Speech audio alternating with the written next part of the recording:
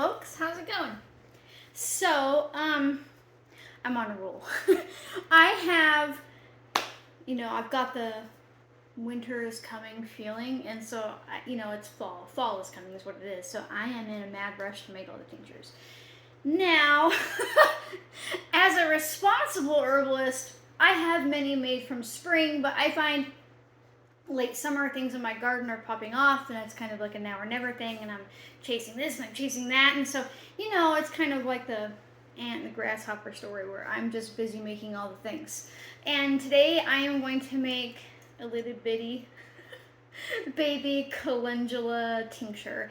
Now I just went on out to the garden and I just gathered a little bit of calendula. If you want to make a large amount, or if you have a bigger calendula patch, I just kind of planted some in with my grapes and cantaloupe this year. They didn't really take off the way they normally do, but it's a newly established, in other words, I know, garden bed, so I didn't expect anything super fantastic. They'll drop seeds this year, and then next year it'll be even bigger and it'll be fine. So I grabbed a cup and I gathered some. But what I could do, if I was so inclined, is I could take this and freeze it, and then gather some more and freeze it, and then gather some more. You get the point, until I have enough to fill up. But I think I will be just fine with this little pint jar.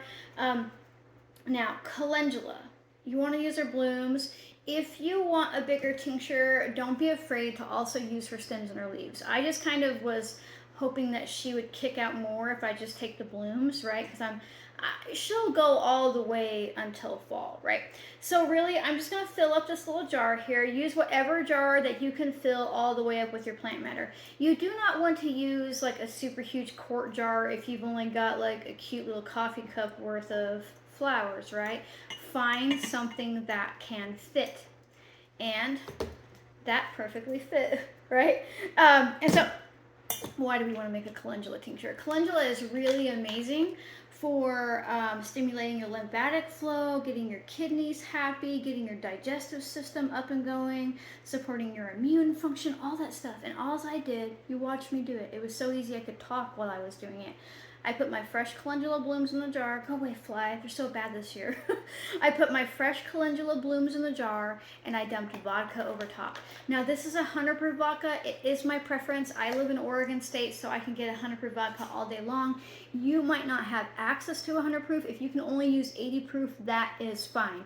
100 proof vodka is 50% water, 50% alcohol. That means every drop of tincture is only a half a drop of alcohol, but that also means that my tincture is balanced. That I will have my water-soluble properties and my alcohol-soluble properties in the same jar from the get-go, and it's ready to use as soon as I strain it.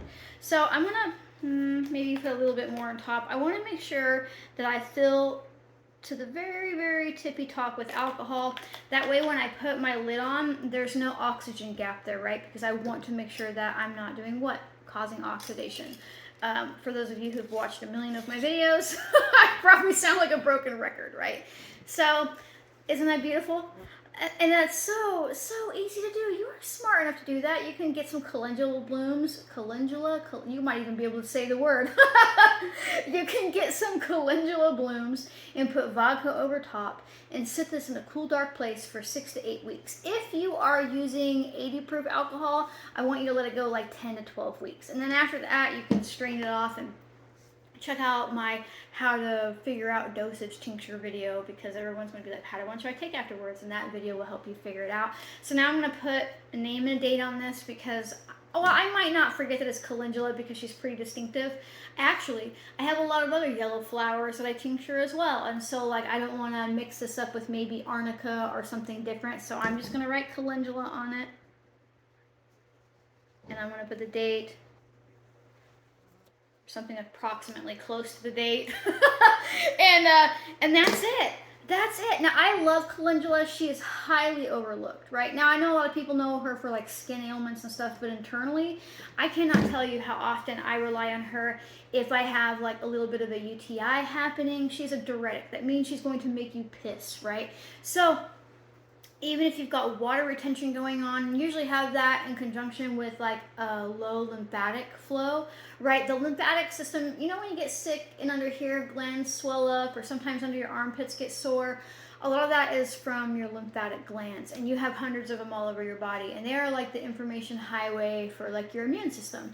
They send information back and forth telling what type of like white blood cells need to be made and all that kind of stuff.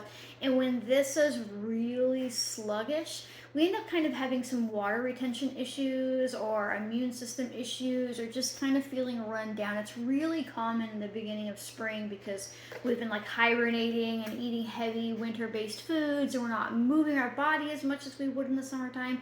And so I really like to make her in the late summer and the fall, to have her all winter long, to kind of help my lymphatic flow just like keep functioning. But I also, again, that gets her right back into kidney function and things like that, and digestive health. And now a lot of people will be like, oh cool, I have marigolds. Related but not the same. You need to use calendula, not marigold. Now there are uses for marigold, and I'll make a different video about that at some point in time, but right now we're talking about calendula. And calendula is so easy to grow.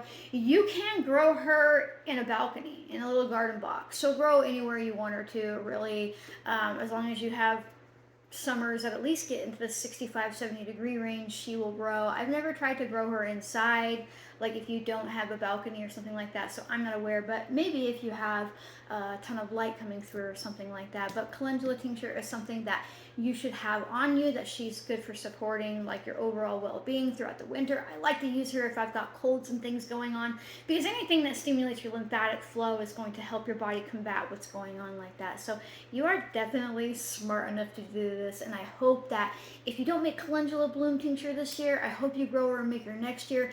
If you only have dried calendula, I suggest using her for a tea, maybe an infused vinegar. You could maybe even do an infused honey with dried calendula, but save the dried for something besides a tincture and grow fresh for your tincture.